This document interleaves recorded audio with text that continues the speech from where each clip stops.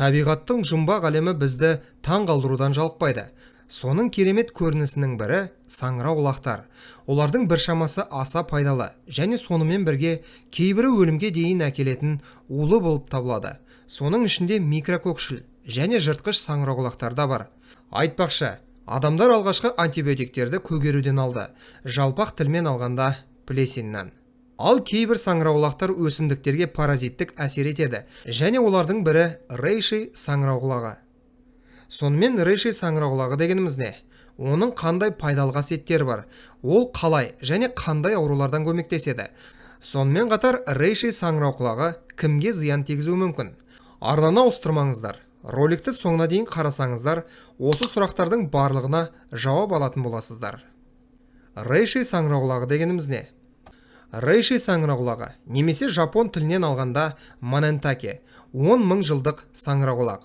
Сондай Қытай тілінде ол лиңджи, бұл өлмес саңырауқұлақ деп аталады. Мұның қаншалықты шындық екендігін дәл қазір талқылайтын боламыз. Алдында айтылғандай, рейшей бұл паразиттік саңырауқұлақ. Негізінен қатты ағаштарда, көбінесе діңгектерде және қураған ағаштардың тамырларында орналасады.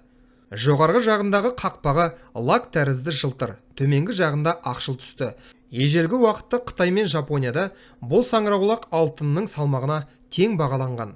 Шаолин монахтары бұл саңырауқұлақ тұнбасын рухани жаңғыру үшін қолданған. Сонымен бірге бұл саңырауқұлақ күшпен ұзақ өмір беретін табиғаттың ең сирек сыйы болып саналады. Бүгінгі күні ол көптеген елдерде өсіріледі. Осыған қарамастан ол емдік күшін жоғалтпады. Оны жаппай өсірудің жақсы жағы бағасы көптеген адамдар үшін қол жетімді болуы. Рейшейдің пайдалы қасиеттері. Диетологтардың айтуынша ағзамыздың қалыпты жұмыс істеу үшін күніне 60-қа дейін пайдалы дәрумендер мен минералдар алуымыз керек.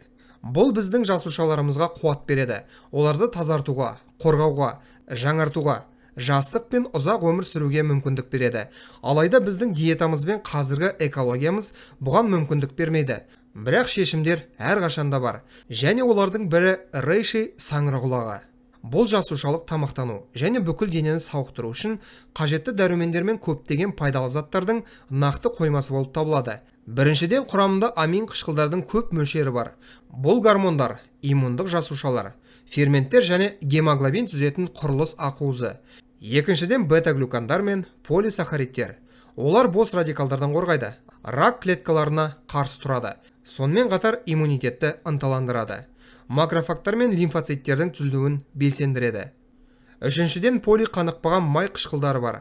Олар ми мен бауыр жасушаларын қоректендіреді. Төртіншіден, B3, B5, С және Д дәрумендеріне, макро және микроэлементтерге, күміс, кальций, темір, калий, магний, мырыш және натрийге, сондай-ақ германийдің сирек элементіне бай. Кешенде олар көмірсулар мен май алмасуын қалыпқа келтіреді. Ісікке қарсы қасиеттерге, метастаздың дамуын тоқтатады, қанды оттегімен қанықтырады және оларды жасушаларға өткізеді. Бесінші, кумариндер, алкалоидтар, фитонцидтер және флавоноидтар. Кумариндер тамырларды кеңейтіп, қанды сұйылтады. Алкалоидтар жүйке жүйесін ынталандырады. Фитонцидтер бактериялар мен микробтарды өлтіреді. Ал флавоноидтар спазмолитикалық, өт айдағыш және бактерицидтік қасиеттерге ие. Рейшей саңырауқұлағын қандай ауруларға және қалай қолдануға болады? Рейшейді ұзақ уақыт қабылдаған кезде ол 3 кезеңде әрекет етеді. Бірінші кезеңде ағзаның бейімделуі және проблемаларды анықтау болады. Содан кейін зақымдалған жасушаларды қалпына келтіру және жаңарту басталады. Соңғы кезеңде рейшей адамның бүкіл жүйесін қалыпқа келтіреді. Метаболизмін жақсартады, иммунитетті қалыпқа келтіреді. Асқазан ішек жолдары, жүйке, жүрек қан тамырлары, бронх, өкпе, эндокриндік жүйелер қалыпқа келеді. Психологиялық жағдайды жақсартады және жалпы тонусты жоғарлатады. Бірінші, жүрек қан тамырлары ауруларында. Рейшей саңырауқұлағы қанның микроциркуляциясына көмектеседі. Мидың, жүрек бұлшықетінің, сондай-ақ әрбір жасушаның тамақтануын жақсартады. Бір ай бойы рейшей тұнбасын немесе препараттарын қабылдау жаман холестерин деңгейін едәуір төмендетеді. 2 аптадан кейін тұрақты жоғары қысым қалыпқа келеді. Сондай-ақ рейшей саңырауқұлағы инсульт пен инфаркттан кейін қалпына келтіру терапиясына кіреді. Екінші, жоғарғы және төменгі тыныс жолдарының ауруларына көмектеседі. Шығу тегі вирустық немесе микробтық болған пневмония және бронхит кезінде саңырауқұлақ қабынуды жеңілдетеді. Инфекция ошағында қанмен қамтамасыз етуді күшейтеді. Бұл тез қалыпқа келтіруге келеді. Рейши спазмды жеңілдетеді және бактерияларды, вирустарды, саңырауқұлақтарды және әртүрлі патогендерді өлтіру арқылы қанды токсиндерден тазартады. Үшінші, аллергияға тиімді болып келеді. Рейшидің құрамында ланастан деп аталатын арнайы полисахарид бар.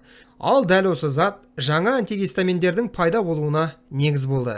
Бұл зат жанама әсерлерсіз аллергиялық реакцияны сенімді түрде тежейді. Дегенмен емделу өте ұзақ және сәтті нәтиже алу үшін үзіліссіз бірнеше жыл емделу қажет. Бірақ нәтиже 100% болады. Ол аллергиялық бронхит, астма және атоникалық дерматиттен бір жола құтылуға мүмкіндік береді. Төртінші, қант диабетіне көмектеседі. Бірінші және екінші типті қант диабеті эндокриндік жүйенің және липидтердің алмасуының бұзылуы аясында пайда болады. Жасушалардың жұмысы бұзылады. Осылайша олар инсулинді өткізбейді. Ал рейши жөндеу депосы сияқты. Әрбір жасушаны жөндейді. Нәтижесінде жасушалардың жұмысы жақсарады. Қандағы қант деңгейі төмендейді. Инсулиннің жасушаларға әсері жақсарады. Бесінші, асқазан ішек жолдары үшін. Рейши саңырауқұлағы табиғи пребиотик болып табылады. Ол ішек микрофлорасын нәрлейді, шырышты және тегіс бұлшықеттердің күйін жақсартады, қабынуды жояды және гастрит, дуоденит және колитке көмектесу арқылы ауырсынуды азайтады. Алтыншы, тері аурулары үшін. Тері аурулары әрқашан асқазан ішек жолдарының, иммундық жүйенің, жүйке жүйесінің ауруларымен байланысты. Ал бұл жүйелердің жұмысын терінің күйіне қарай бағалауға болады. Тиісінше денені қалыпқа келтіре отырып, жасушалар көбірек коллаген шығара бастайды. Нәтижесінде тері серпімді және ылғалданған болады. Жетінші, тиімділігі жоғары иммуномодулятор болып табылады. Рейши саңырауқұлағы күшті адаптоген және иммуномодулятор. Рейши лимфоциттер мен макрофагтардың, иммунитеттің барлық жасушаларының өндірісін күшейтеді. Олар вирустарды, бактерияларды, микробтар мен грибоктарды танып, барлық бөгде жасушаларды, соның ішінде қатерлі ісіктерді де жойып жібереді. Сегізінші, бауырдың жұмысына жағымды әсер етеді. Рейшиді диетаға енгізу созылмалы гепатиттің, бауырдың майлы гепатозының дамуына жол бермейді.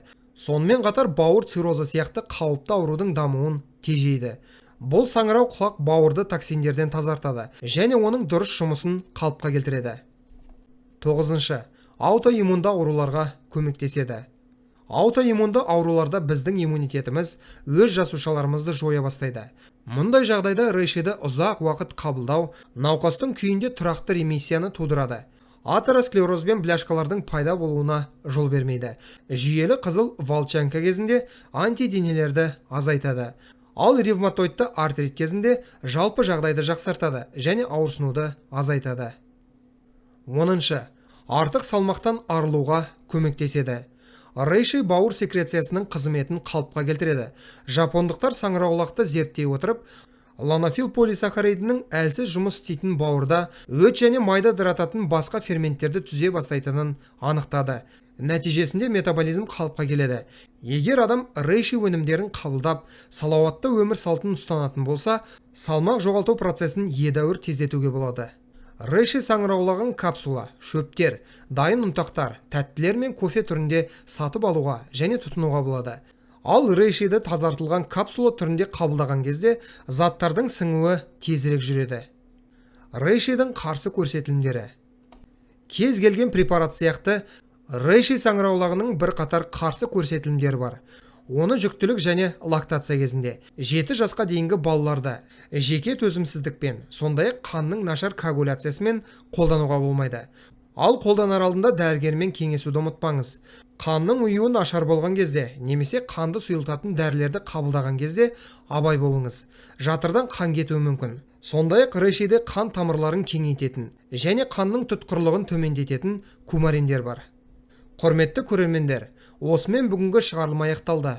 Роликті соңына дейін көргендерге, сондай-ақ арнаға тіркелгендерге ерекше алғыс білдіреміз. Бұл бейнені достарыңызбен және жақындарыңызбен бөлісіңіздер. Әрқашан ең пайдалы нәрселерден хабардар болу үшін арнамыздан алыстамаңыздар. Келесі кездескенше аман, сау болыңыздар.